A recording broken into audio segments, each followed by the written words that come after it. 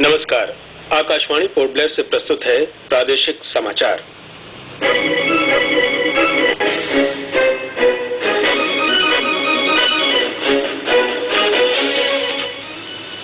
प्रधानमंत्री नरेंद्र मोदी प्रौद्योगिकी में रुचि रखने वाले लोगों से डिजिटल वार्ता करेंगे। उत्तर प्रदेश के राज्यपाल राम नाईक ने कहा है कि अंडमान निकोबार द्वीप समूह को स्वाधीनता संग्राम के पवित्र तीर्थ स्थल के रूप में याद किया जाना चाहिए। डिजिटल इंडिया सप्ताह के तहत द्वीप समूह में कार्यक्रमों के आयोजन जारी है। एनजीओज एसोसिएशन ने भारतीय स्टेट बैंक की एटीएम मशीनों के बेहतर रखरखाव की आवश्यकता पर बल दिया है और एमवी नानकौड़ी आज चेन्नई के लिए प्रस्थान कर रहा है।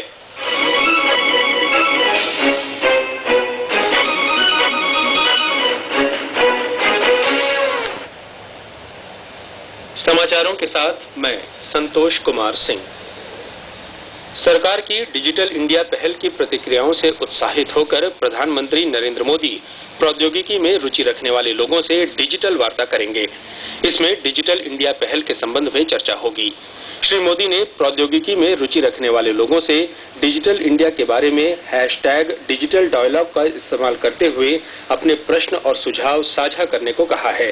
प्रधानमंत्री इनमें से कुछ सवालों के आज जवाब देंगे। इन प्रश्नों को फेसबुक, ट्विटर और लिंक्डइन #डिजिटल डायलॉग की मदद से पूछा जा सकता है। उत्तर प्रदेश के राज्यपाल राम नाईक ने कहा है कि अंडमान निकोबार द्वीप समूह को केवल प्राकृतिक सौंदर्य के लिए नहीं बल्कि स्वाधीनता संग्राम के पवित्र तीर्थ स्थल के रूप में याद किया जाना चाहिए। उन्होंने सुझाव दिया कि इस तरह का प्रस्ताव भारत सरकार के पास भेजना चाहिए कि अंडमान को राष्ट्रीय तीर्थ स्थल घोषित किया जाए। वे कल राष्ट्रीय स्मारक सेलुलर जेल परिसर में स्वातंत्र्य ज्योति स्थापना के लिए भूमि पूजन करने के बाद अपने विचार व्यक्त कर रहे थे। श्री नाईक ने कहा कि वीर सावरकर जैसे महामानव का राष्ट्र के लिए किया गया संघर्ष और त्याग देशवासियों के लिए प्रेरणा का स्रोत है। उन्होंने कहा कि वीर सावरकर ने देश की आजादी के लिए सेल्युलर जेल की काल कोठरी में लगातार 10 वर्षों तक रहते हुए न केवल यातनाएं सही बल्कि देशवासियों को जगाने के लिए काव्य रचना भी की। उनकी कविताओं में क्रांतिकारी संघर्ष का जयघोष समाया हुआ है।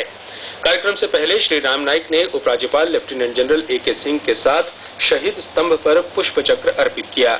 इस मौके पर उपराज्यपाल लेफ्टिनेंट जनरल AK सिंह ने अपने संबोधन में द्वीप समूह में शुरू किए गए विकास कार्यों की जानकारी दी।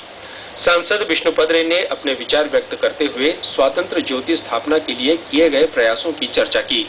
समारोह में मुंबई से पधारे सांसद राहुल शिवालय ने भी अपने विचार रखे। स्वातंत्र्य ज्योति की स्थापना का कार्य इंडियन ऑयल फाउंडेशन की ओर से किया जाएगा। स्वातंत्र्य ज्योति के साथ वीर सावरकर के कविताओं की पंक्तियां पट्टिका पर अंकित होंगी।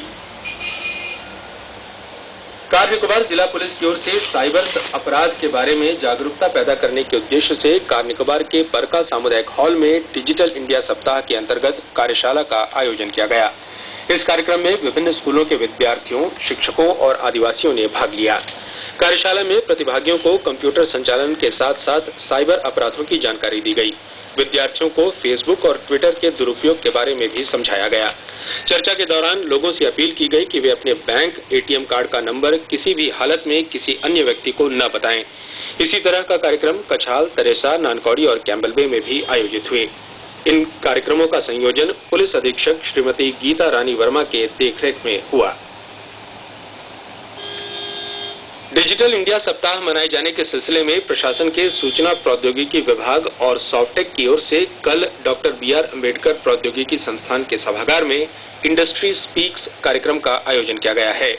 कार्यक्रम में ओरेकल इंडिया की ओर से स्मार्ट सिटी और माइक्रोसॉफ्ट कॉरपोरेशन द्वारा नई ऑपरेटिंग सिस्टम विंडोज 10 के संबंध में जानकारी दी जाएगी। इसके अलावा युवा उद्यमियों को प्रोत्साहित करने के उद्देश्य से ओरेकल इंडिया के विशेषज्ञ की ओर से मोबाइल कंप्यूटिंग और प्रौद्योगिकी पर कार्यशाला का भी आयोजन किया जाएगा। कार्यक्रम कल सुबह 9 बजे आरंभ होगा। ये समाचार आप आकाशवाणी पोर्ट ब्लेयर से सुन रहे हैं। प्रादेशिक समाचार में आपका फिर स्वागत है। एनजीओज एसोसिएशन ने पोर्ट ब्लेयर के विभिन्न भागों में भारतीय स्टेट बैंक के एटीएम मशीनों के काम न करने पर चिंता प्रकट की है।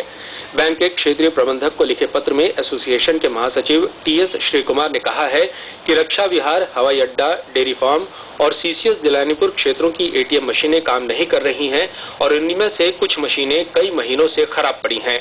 उन्होंने कहा कि एटीएम मशीनों के खराब होने से लोगों को पैसे निकालने में काफी दिक्कतों का सामना करना पड़ रहा है।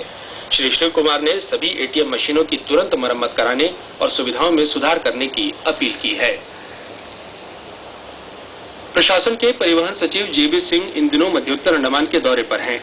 उन्होंने बाराटांग, रंगत, मायाबंदर और डिगलीपुर में परिवहन सेवाओं का जायजा लिया। मध्योत्तर अंडमान में इस समय 50 से अधिक बसें संचालित हैं। 75 से अधिक बसें खराब हालत में खड़ी हैं। विभागीय अधिकारियों ने सचिव को बताया कि ये बसें निर्धारित सेवा अवधि पूरी कर चुकी हैं, इन्हें अब नहीं चलाया जा सकता।